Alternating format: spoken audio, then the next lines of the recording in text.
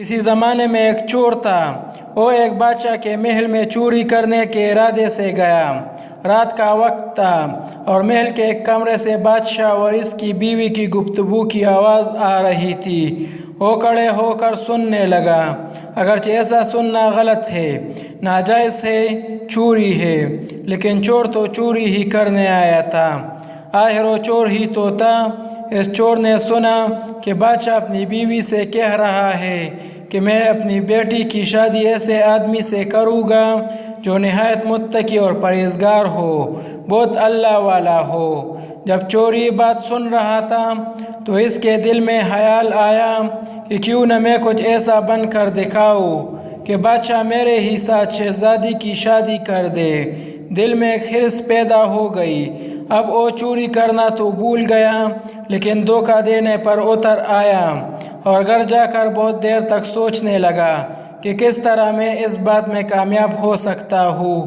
پھر ایک تدبیر اس کی سمجھ میں آئی کہ بادشاہ کے محل کے قریب ایک مسجد ہے۔ اس میں جا کر بزرگانہ لباس پہن کر اور ان کی وضاحت اختیار کر کے وہاں دن رات عبادت میں مشغول ہو کر بیٹھ جاؤ تو شاید یہ بات بادشاہ تک ضرور پہنچے گی کہ کوئی آدمی یہاں ایسا متقی پرہیزگار ہے جو دن رات اللہ کی عبادت میں مصروف ہے، تو ہو سکتا ہے کہ بادشاہ کی نگاہ میرے اوپر پڑ جائے اور میں شہزادی سے شادی کے لیے چن لیا جاؤں۔ یہ اس چور کا ایک نہایت حقیر اور ذلیل دنیاوی مقصد تھا جس کے لیے اس نے یہ ارادہ کیا۔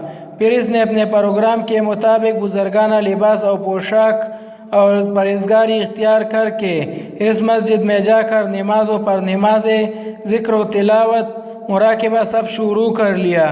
دن گزرتے رہے اور لوگوں میں شہرت ہوتی گئی کہ کوئی بہت بڑے ولی یہاں آ گئے ہیں جو دن رات عبادت کرتے ہیں۔ یہاں تک کہ یہ بات بادشاہ تک پہنچ گئی کہ یہاں کوئی اللہ والے آ کر بیٹھے ہیں، جوان عبادت میں لاجواب، تقوی و طہارت میں بے نظیر۔ جب بادشاہ کو یہ بات معلوم ہوئی تو انہوں نے اپنے ارادے کے مطابق غور و فکر شروع کر دیا کہ شہزادی کے متعلق جو سوچا تھا اس کے لیے اسی کا انتخاب کیوں نہ کر لیا جائے۔ بادشاہ نے اس سلسلے میں گفتگو کے لیے اپنے وزیر کو بھیجا۔ وزیر اس شخص کے پاس مسجد پہنچا اور بادب ہو کر اس سے کہا کہ میں آپ کی خدمت عالیہ میں بادشاہ کی طرف سے ایک پیغام لے کر آیا ہوں۔ اس نے پوچھا کیا پیغام ہے؟ وزیر نے بتایا کہ بادشاہ نے کئی سال پہلے یہ فیصلہ کر لیا تھا کہ وہ اپنی بیٹی کا نکاح ایک ایسے شخص سے کرے گے جو بڑا متقی اور پرہیزگار ہو، اللہ والا ہو، اور وہ اس کی تلاش میں تھے۔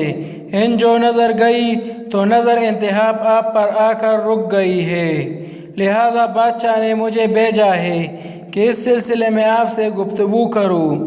یہ شخص جو دراصل اسی تمنا و آرزو میں یہاں آ کر بیٹھا تھا، بہت دیر تک وزیر کی گفتگو سنتا رہا۔ اس کے بعد اس کی آنکھوں سے آنسو جاری ہو گئے۔ وزیر نے پوچھا کہ کیا بات ہے؟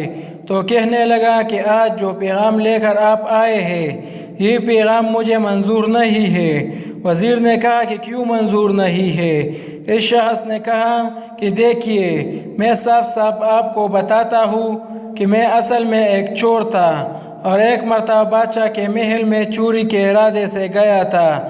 پھر جو کچھ بھی ہوا اس کو سنایا اور اس کے بعد اس چور نے کہا کہ میں نے تو یہ پرہیزگاری اسی حرص کی وجہ سے اختیار کی تھی، لیکن میں یہاں آ کر بیٹھا تو میرے خدا نے مجھے اپنا بنا لیا۔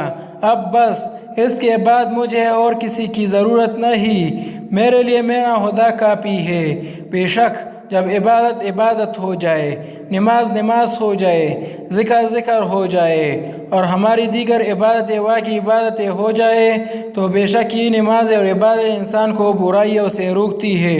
امید کرتے ہیں کہ آج کے یہ واقعہ آپ کو پسند آئی ہوگی۔ مزید اچھی واقعوں کے لیے ہمارا چینل سبسکرائب کریں۔ جزاک اللہ۔